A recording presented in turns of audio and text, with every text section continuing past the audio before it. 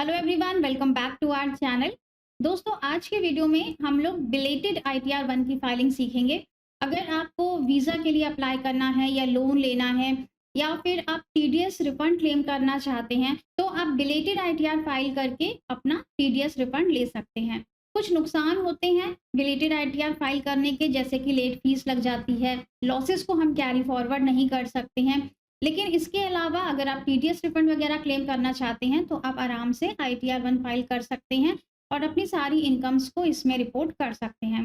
Deleted ITR file करने की जो लास्ट डेट होगी वो है 31 दिसंबर। तो चलिए स्टार्ट करते हैं। तो सबसे पहले तो हम अपने इनकम टैक्स अकाउंट में लॉगिन कर लेंगे। यहाँ पर हमें जाना है लॉगिन पर, पैन नंबर और पासवर्ड देख के हम लॉगिन कर लेंगे। लॉगिन करने के बाद हमें यहाँ पर असेसमेंट ईयर सेलेक्ट करना है 25-26। फाइनेंशियल ईयर 24-25 के लिए हम आईटीआर फाइल कर रहे हैं, जिसका कि असेसमेंट ईयर होगा 25-26। Online mode, continue, start new filing, individual, continue. ITR select कर लेंगे, ITR 1, proceed with ITR 1, okay. Let's get started. यहाँ से हम ऑप्शन सेलेक्ट कर लेंगे कि हमारी taxable income more than the basic exemption limit है, या फिर हमें अगर सिर्फ थोड़ी बहुत इनकम दिखानी है, हमें टीडीएस रिफंड क्लेम करना है, इनकम हमारी ज़्यादा नहीं है, तो हम अदर्स पर क्लिक कर लेंगे, कंटिन्यू करेंगे, ओके।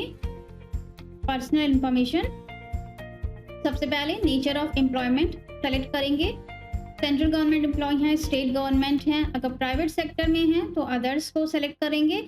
और अगर आप फैमिली पेंशन के लिए आईटीआर फाइल कर रहे हैं तो आप not applicable for family pension, इसे सेलेक्ट करेंगे, तो अदर्स पे क्लिक करेंगे। अब यहाँ पे हमें फाइलिंग सेक्शन को सेलेक्ट करना है, तो हम बिलेटेड आईटीआर सेक्शन 139 सबसेक्शन 4 को सेलेक्ट करेंगे। रिजीम आपको कौन सी लेनी है उसका ऑप्शन अब बंद हो चुका है, ओल्ड रिजीम में आप नहीं जा सकते हैं, न्यू रिजीम बाय डिफॉल्ट यहाँ पर क्लिक रहेगी।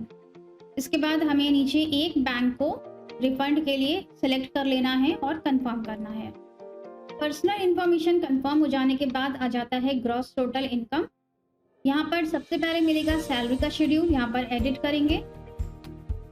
फॉर्म 16 में आप देख लेंगे कि सैलरी एज पर सेक्शन 17(1) कितना अमाउंट लिखा हुआ है। सेम हेडिंग आपको अपने फॉर्म 16 में भी मिल जाएगी।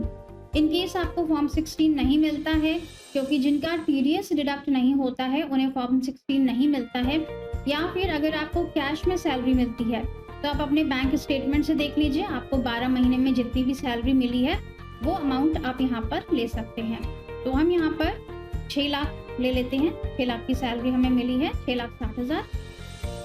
डिडक्शंस यहाँ पर 75,000 के लग गए हैं, इसको सेव कर देंगे।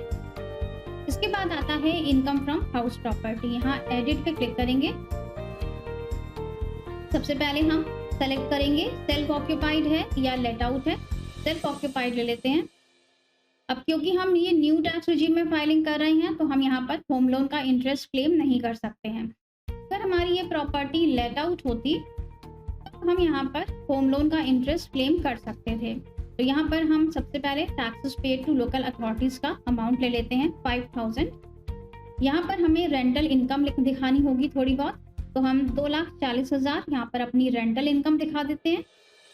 इसके बाद है होम लोन का इंटरेस्ट। तो होम लोन के इंटरेस्ट के लिए आपको शेड्यूल फिल करना होगा, वो अब यहाँ पर हम डायरेक्ट क्लेम नहीं कर सकते हैं, तो हम यहाँ सेव कर देते हैं। इनकम फ्रॉम हाउस प्रॉपर्टी में वैल्यूज आ गई और ये section 24B interest on borrowed capital, यहाँ पर क्लिक करेंगे, ऐड अनदर पे क्लिक करेंगे।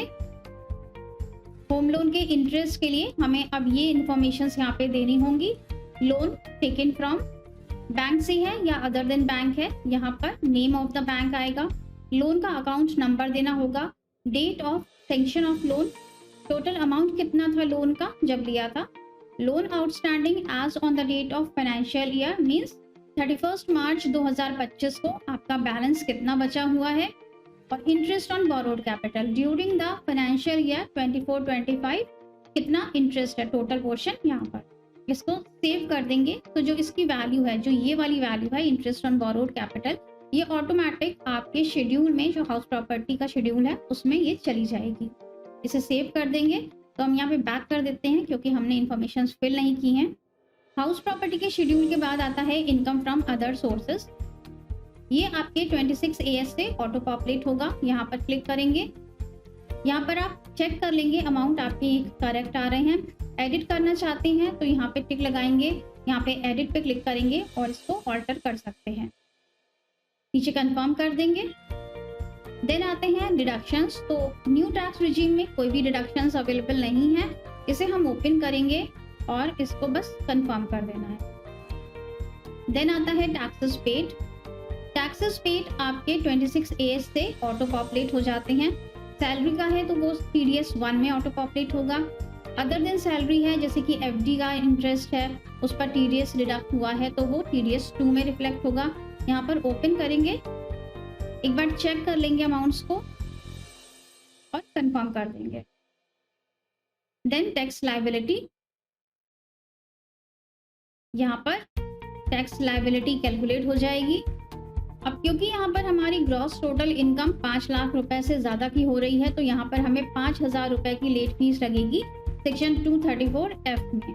कंफर्म कर देंगे, यहाँ पे प्रोसीड करेंगे। You need to make a payment of ₹31,400। जितना भी आपका टैक्स लायबिलिटी का अमाउंट बनता होगा यहाँ पर आपको डिस्प्ले हो जाएगा। इसे नीचे हमें यहाँ से पे नाउ पे क्लिक करके अपने टैक्सेस को पे कर देना है। ये सेल्फ असेसमेंट टैक्स के हेड में ही पे होगा 300 नंबर। इसे आप net banking, UPI, debit card, credit card कैसे भी पे कर सकते हैं। टैक्स लायबिलिटी बन रही है तो इस तरह से आप पेमेंट कर सकते हैं। और अगर आपका TDS रिफंड बन रहा है तो उसमें से 5,000 रुपए लेट फीस के डिडक्ट हो जाएंगे। जितना बैलेंस बचेगा वो आपको एज अ TDS रिफंड मिल जाएगा। इनकेस आपकी इनकम 5 लाख रुपए से ज्यादा की है। 5 लाख रुपए से कम की अगर आपकी इनकम है तो 1,000 रुपए की लेट फीस लगेगी। तो आपका जितना भी टैक्स बन रहा होगा या जितना भी आपका TDS होगा उसमें से 1,000 रुपए लेस हो जाएंगे और बाकी जो बचेगा वो आपको एज अ रिफंड मिल जाएगा। तो ये था फाइनल वीडियो कि ITR 1 की फाइलिंग आपको कैसे करनी है अगर आप बिलेटेड ITR फाइल करते हैं। बिलेटेड ITR आप 31 दिसंबर तक फाइल कर सकते हैं। बिलेटेड ITR को हम रिवाइज भी कर सकते हैं, लेकिन बिलेटेड ITR में कोई भी लॉसेस हम कैरी फॉरवर्ड नहीं कर सकते हैं और सिर्फ न्यू रिजीम ही अब अवेलेबल है। चाहे आप ITR 1 फाइल करें, 2 करें, 3 या 4, सभी में आपको न्यू रिजीम में ही अब फाइलिंग करनी पड़ेगी। आई होप ये वीडियो आपके लिए यूजफुल रहा होगा। मिलेंगे नेक्स्ट वीडियो में। Till then stay safe and healthy. Bye bye.